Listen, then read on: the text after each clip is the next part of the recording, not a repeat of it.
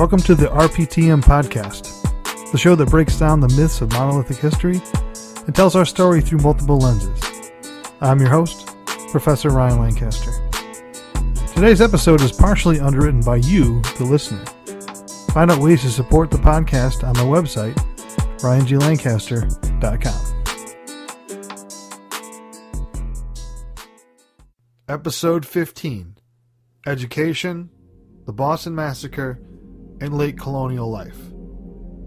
Next rule of history: remove the term un-American from your vocabulary. And, as an added bonus, don't listen to anyone that uses the term un-American, as they surely have an agenda. With the first 10 rules in place, you can see where one would violate multiple rules when they violate rule number 11.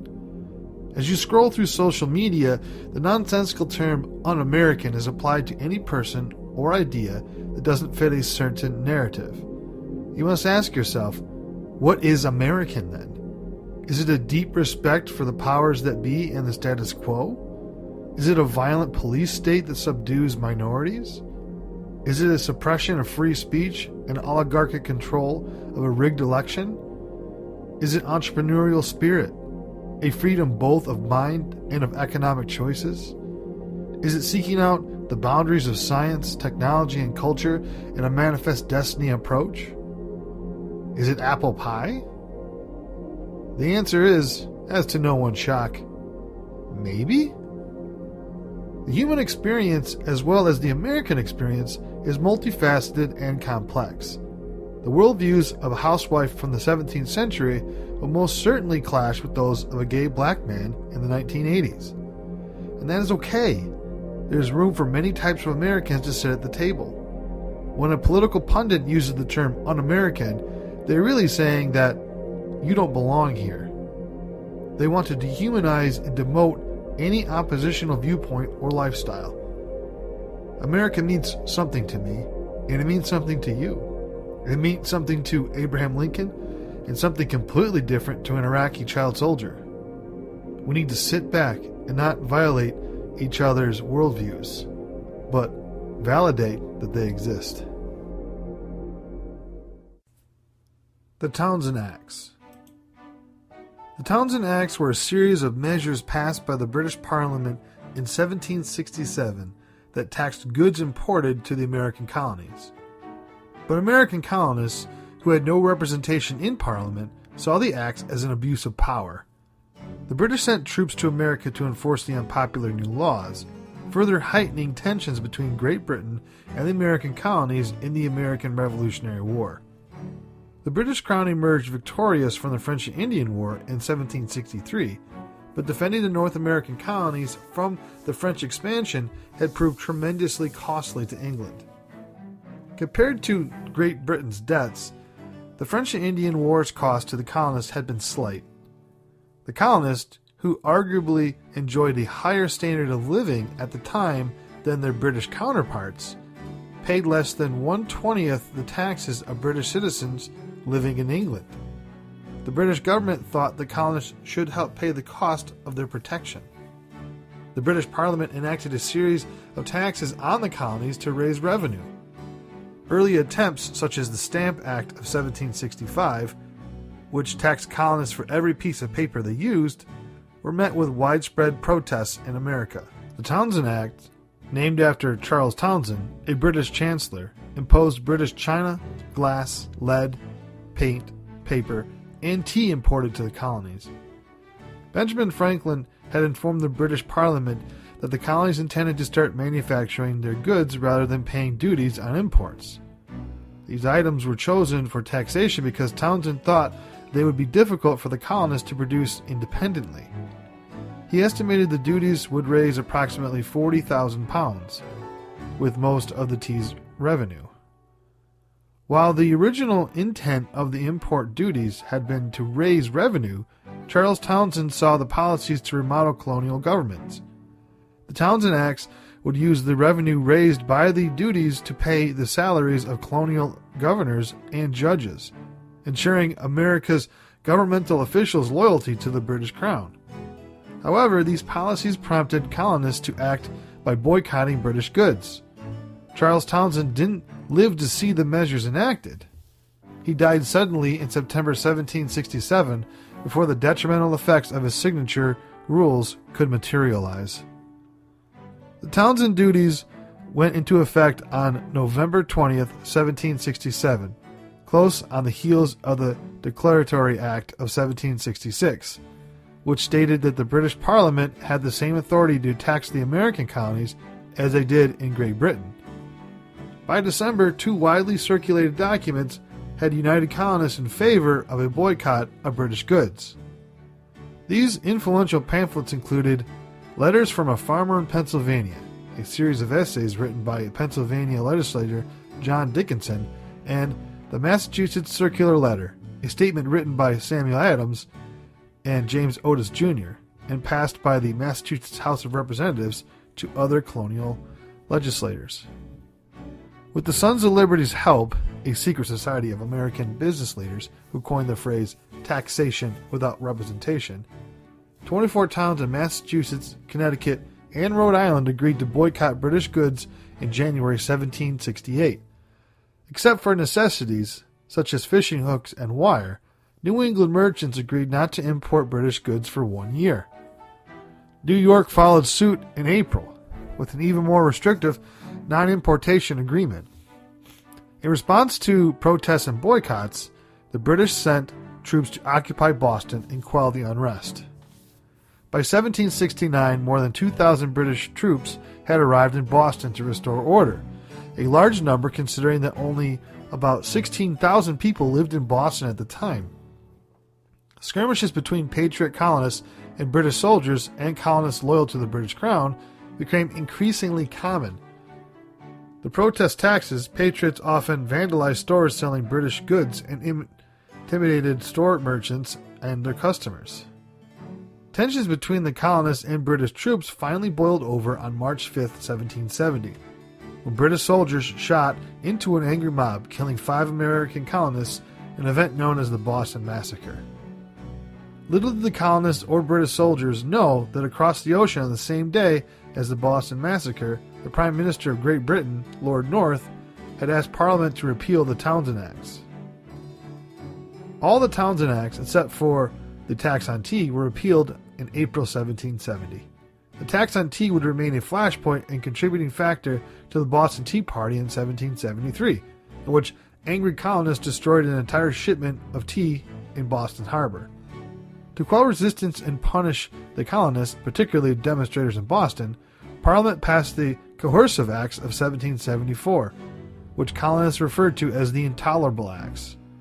The 4 intolerable acts included the Massachusetts Government Act, instituting an appointed government over the previously elected local one, and the Boston Port Bill closing Boston Harbor, the Administration of Justice Act, which dictated the British officials could be tried in another colony or England if charged with capital offenses, and the Quartering Act, which said unoccupied buildings could be used to quarter British troops.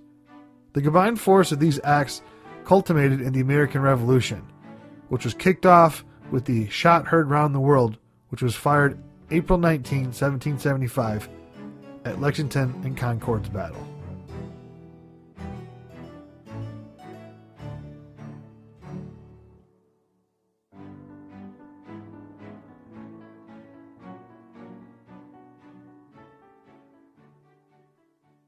Education.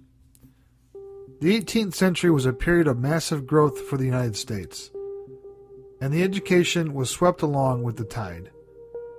To understand American schooling development, you need to know how it stretched and shifted after its conception through the 1700s. A slow shift to an emphasis on science in the curriculum emerged at the beginning of the 18th century. Religious explanations of natural phenomena were slowly being questioned, and certain areas, particularly Pennsylvania, became notable centers of scientific studies. 18th century changes in educational approaches reflected the changing needs of American society. For instance, the theater arts were considered sinful in the American colonies, but after the 1730s, as tastes changed and society became more sophisticated, the demand for live stage performances increased, and the popularity of theater arts also increased. Similarly, Interest in classical music and the fine arts grew slowly during this period. As the colonies grew and evolved into networks of towns, cities, and states, the economy also grew. There was a growing perception that the Latin-focused grammar school was too elitist and provided little of the practical education needed for an economy based on business and other vocations. The pressure was placed on the education system to provide a more practical education that would offer vocational and trade skills to young men. This is especially evident in the middle colonies, which had sizable middle-class business population. The emergence of English grammar schools was one response to the call for more practical education system. These schools served students who needed education beyond elementary school but did not intend to go to college. In addition to courses that led to the world of work and business, students were also taught courses in the social graces, like dance and art and music.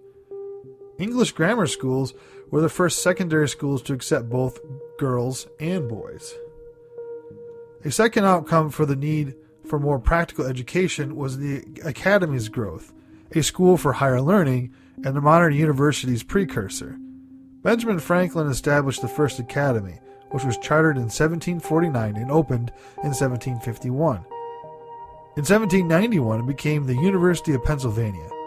Academies were essentially private secondary schools that offered a broad range of subjects and practical training. In a sense, they combined aspects of Latin grammar schools and English grammar schools. The curriculum included courses in mathematics, language, science, astronomy, athletics, dramatics, agriculture, and navigation. Because academies were not bound by religious influence, they were free to evolve unfettered. They admitted both boys and girls. As industries grew, private academies prospered and flourished. Although academies focused on practical aspects of education, elements of the classical curriculum continued to surface.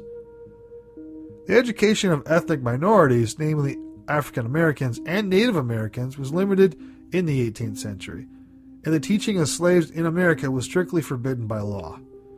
The Anglican Church did establish schools for the religious education of minorities as early as 1704, but even these efforts were sporadic, unsupported, or not sustained.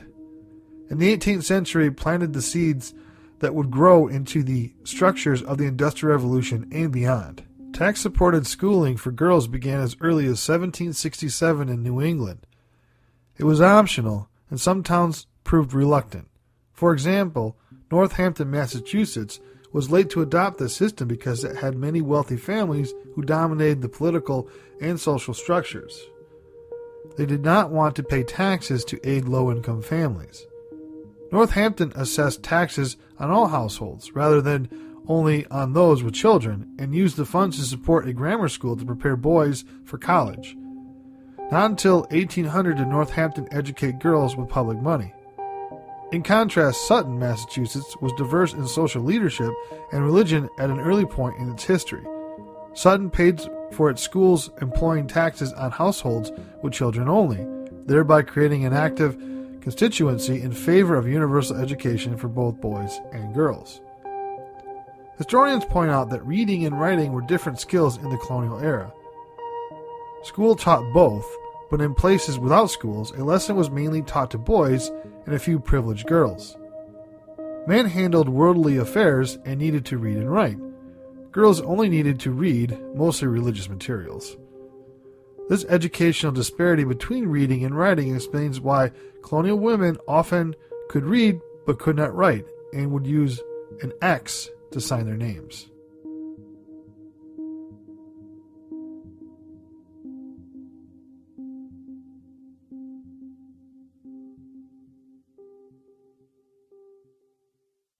Boston Massacre. The Boston Massacre was a deadly riot on March 5, 1770, on King Street in Boston.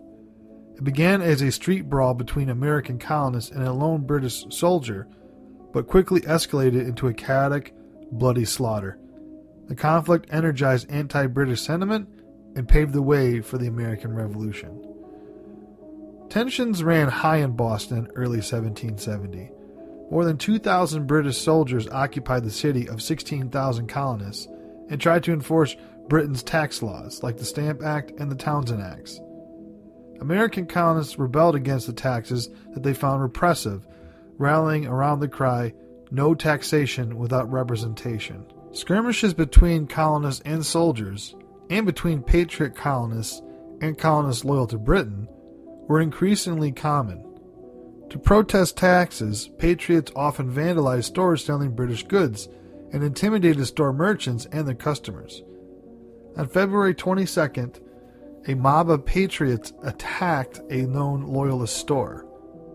Customs officer Ebenezer Richardson lived near the store and tried to break up the rock-pelting crowd by firing his gun through his home window.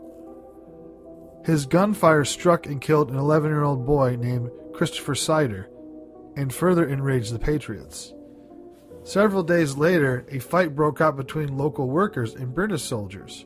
It ended without serious bloodshed, but helped set the stage for the bloody incident yet to come. On the frigid, snowy evening of March 5, 1770, Private Hugh White was the only soldier guarding the king's money stored inside the customs house on King Street. It wasn't long before angry colonists joined him and insulted him, and threatened violence. At some point, White fought back and struck a colonist with his bayonet. In retaliation, the colonists pelted him with snowballs, ice, and stones. Bells started ringing throughout the town, usually a warning of fire, sending a mass of male colonists into the streets.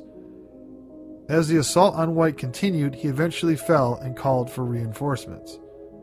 In response to White's plea in fearing mass riots and the loss of the king's money, Captain Thomas Preston arrived on the scene with several soldiers and took up defensive positions in front of the customs house. Worried that bloodshed was inevitable, some colonists pleaded with the soldiers to hold their fire as others dared them to shoot.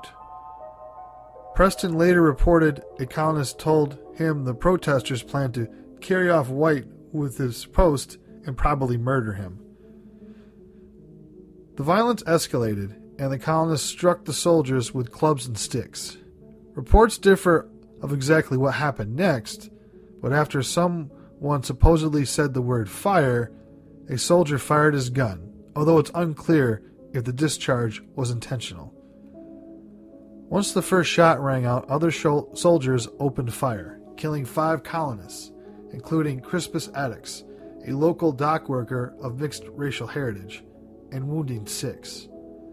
Among the other casualties of the Boston Massacre was Samuel Gray, a rope maker who was left with a hole the size of a fist in his head. Sailor James Caldwell was hit twice before dying, and Samuel Maverick and Patrick Carr were mortally wounded. Preston and his soldiers were arrested and jailed within hours, and the propaganda machine was in full force on both sides of the conflict. Preston wrote his version of his jail cell events from publication, while Sons of Liberty leaders such as John Hancock and Samuel Adams incited colonists to keep fighting the British. As tensions rose, British troops retreated from Boston to Fort William. Paul Revere encouraged anti-British attitudes by etching a now famous engraving depicting British soldiers callously murdering American colonists. It showed the British as the instigators through the colonists had started the fight. It also portrayed the soldiers as vicious men and the colonists as gentlemen. It was later determined that Revere had copied his engraving from one made by Boston artist Henry Pelham. It took 7 months to arraign Preston and other soldiers involved in the Boston Massacre and bring them to trial. Ironically, American colonists, lawyers, and future President of the United States, John Adams, defended them. Adams was no fan of the British, but wanted Preston and his men to receive a fair trial.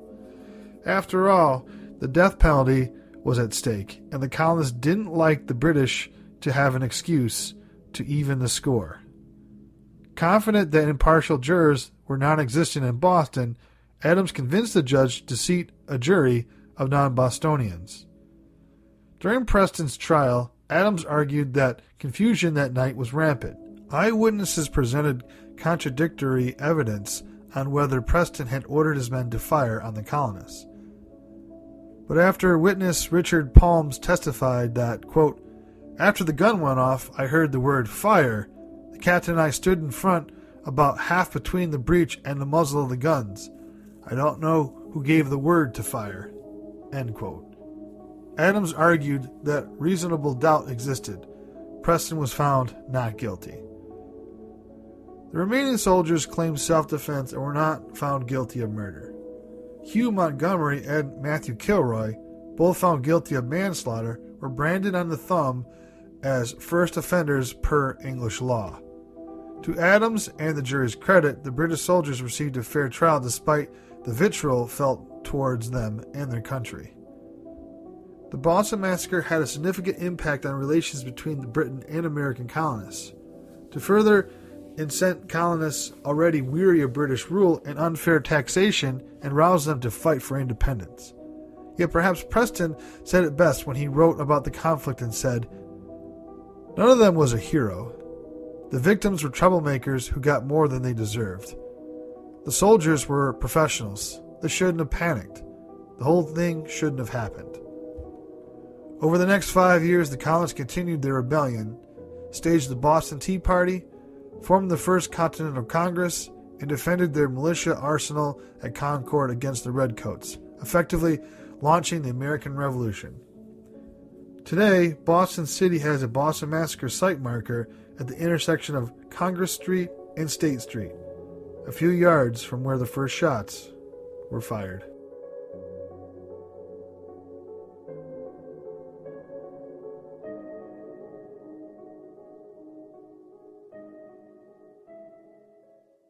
Late-era colonial women. Life in early colonial America was tough. The early women colonists and settlers were expected to help the men in various challenges, then labors and tasks to survive. As time passed, colonial women's lives took on the traditional roles of women, which related to running the house or farm and raising the children. The work undertaken within these roles were dependent on wealth and status. The men dominated the lives of colonial women. Women were to be married by the time they were 20 and bore large numbers of children. 8 children were expected, but the child mortality rate was too high. Up to 5 of the children would have died before they reached their teens. The men held traditional views and attitudes about the status of roles of women. However, women were in short supply in the colonies, so they tended to be more highly valued than the women in Europe, who were still viewed as the weaker sex. Lacking the physical and mental strength of men, they were emotionally less stable. Colonial women were expected to give total respect to the men and obey them without question. The life of women was focused on the home. Colonial women's homes were invariably drafty, badly heated, had no running water, no bathrooms, or indoor toilets. Lighting was dim and provided by candles and whale oil lamps. Travel was difficult as there initially were no roads. Towns were generally dirty without garbage collection or proper sewers. This led to various diseases and few doctors and limited medical knowledge to heal the sick. The legal rights of colonial women were few. Men dominated society and women were subservient to men in their families, such as their father and brothers. Divorce were practically unknown as colonial women were essentially a divorce-free society. Colonial women did not have the right to vote, and they did not have the right to hold or form public office. They did not have the right to serve on juries, or the rights of unmarried women and widows. Widows and available women could make or buy a will or sell property, act as a guardian, or had the right to sue or be sued. A widow received a 1/3 interest in the personal property of her deceased husband, 1/2 if they had no children. With the rights of married women, her legal identity virtually disappeared. The legal existence of the women was suspended during the marriage. Any property or goods, including livestock and money, left to a married woman in a will also was owned by the husband. A husband owned whatever belonged to his wife except for personal items such as clothes and jewelry. Children legally belonged to their fathers. Married women had fewer rights than unmarried women or widows. Married women could not make a will without the explicit consent of their husbands. They could not buy property or could not create a contract or could not sue or be sued in court. The Puritan colonial women were some of the first European settlers in North America. The Puritans practiced strictness and austerity in their religion, lifestyle, and conduct, and women were expected to abide by these rules. They were subservient to the men in their families. Puritan colonial women were expected to be strong advocates of decency, modesty, and decorum. These principles were reflected in both their behavior and dress. The Puritan colonial women wore their hair long, and it would have been deemed improper for hair to be shown. The Puritans believed that the soul consists of two portions, inferior and superior. Superior is masculine and eternal. The feminine is inferior and mortal. In Puritan society, the crime of adultery was abhorred. 2 known adulterers were executed in Massachusetts Bay Colony, and others were publicly whipped. Adulterers might have been forced to wear a scarlet A if they were lucky. At least 2 known adulterers were executed in Massachusetts Bay Colony, and punishment by public whippings was commonplace and generally took place on the punishing scaffold.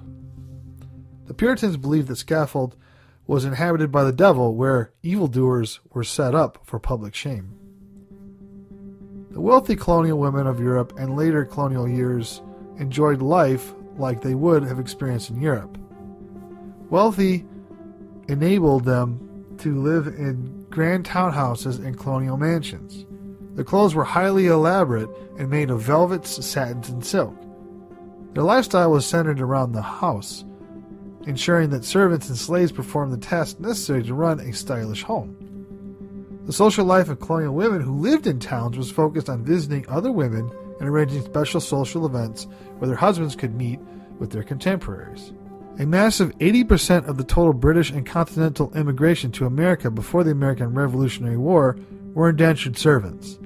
Indentured servants were men and women who contracted to work for a fixed period of 5 to 7 years in exchange for necessities such as food, clothing, lodging during their term of indenture. Indentured servants were not paid any wages. A woman who became pregnant as an indentured servant often had years added to the end of their service time. Colonial women who were indentured servants had few rights. They could not vote, they could not marry, or even their houses or travel without permission. Indentured servants were not allowed to buy or sell anything. Unmarried women were expected to marry by the time they were 20. Widows tended to remarry very quickly. Unmarried women and widows who had no money worked in the houses and farms of other people. Women who did not marry were deemed unnatural and called spinsters or thornbacks. Despite the legal restrictions of colonial women, widows who had money owned their businesses such as taverns, printer shops, apothecaries, and managed land they inherited. The slaves of colonial America, of course, had no rights at all. The first actual definition of colonies of slavery defined slaves as those of lifelong, inheritable racial status. 20% of North America's population were slaves, and 90% of those lived in southern colonies. They were bought and sold at the whim of their owners. Cheap labor was essential for the slave plantations to become profitable. Slaves, both men and women, worked year-round, partaking back-breaking work for up to 18 hours every day. The women were compelled to do as much work as men, even if they were pregnant. The colonial women who were plantation slaves lived in bare, crude wooden cabins consisting of 1 or 2 rooms, often with a dirt floor in the slave quarters. Their children became the property of their owners. European women were horrified by the hard physical work that was undertaken by Native American women. Native Indian women were viewed as nothing more than slaves by many new European settlers. However, the women's role in North American society was deemed equally necessary to that of the men, and Native American women had power such as deciding when war should start and when war should end. Native American women's work varied according to the environment in which they lived, but included processing and preparing food, moving camp, making clothes, bedding utensils, and tools. Many Native American women were also responsible for collecting herbs, fruit, and nuts, educating the children, preparing medicines, and nursing the sick.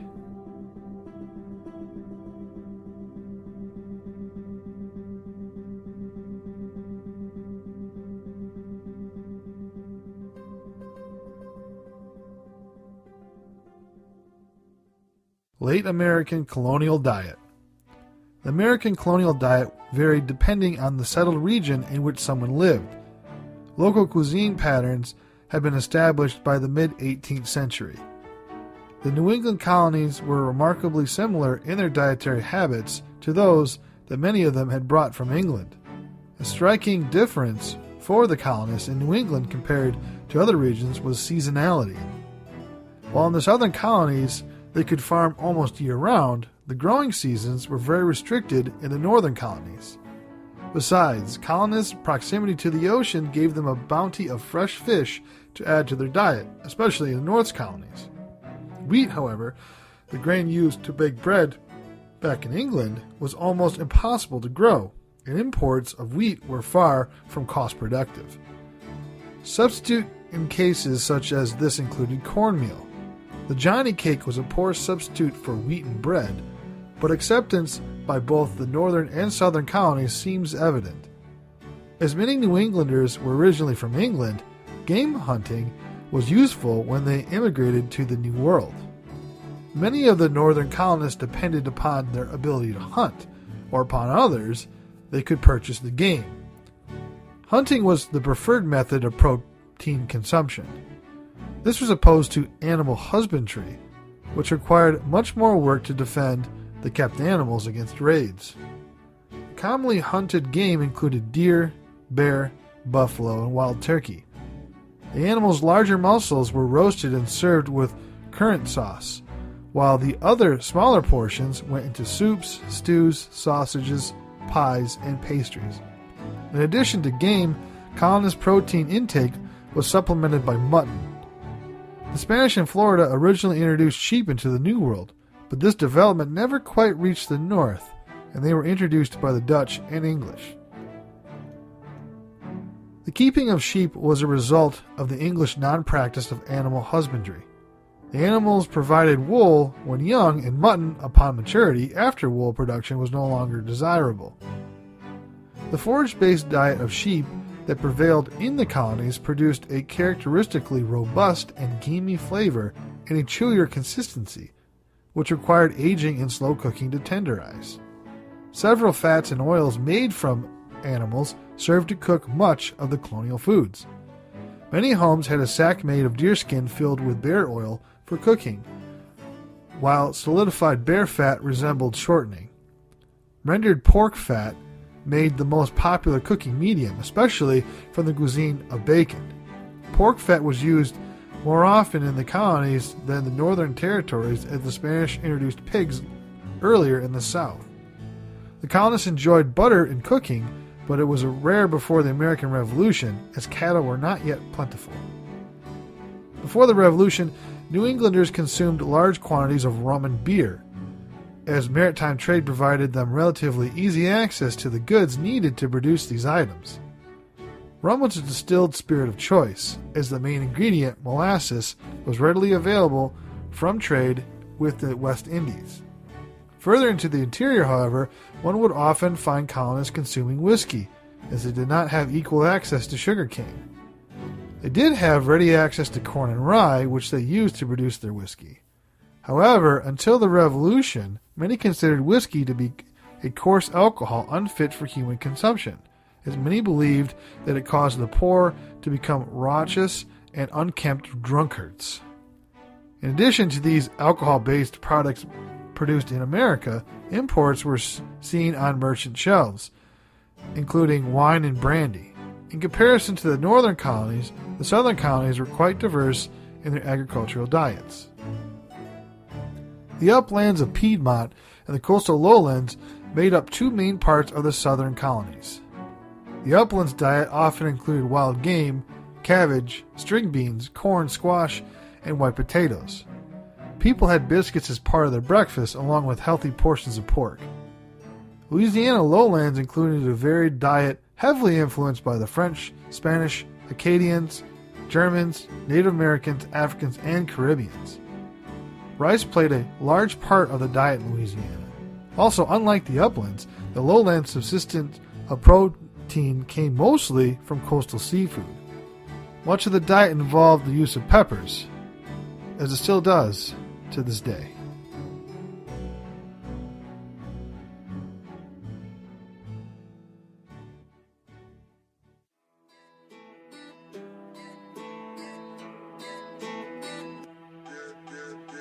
You've been listening to the RPTM podcast. If you like what you hear, please rate us on whatever platform you're listening on. Join us again next week when we talk about the seen and unseen of U.S. history. Make sure you subscribe to the podcast so you never miss an episode. Also, for more information, check out the show notes on my website. The show was produced by me. Our editor is me. Written and researched by me. Music is Down South by Bliv Beats. I'm Ryan Lancaster, and this was the RPTM podcast.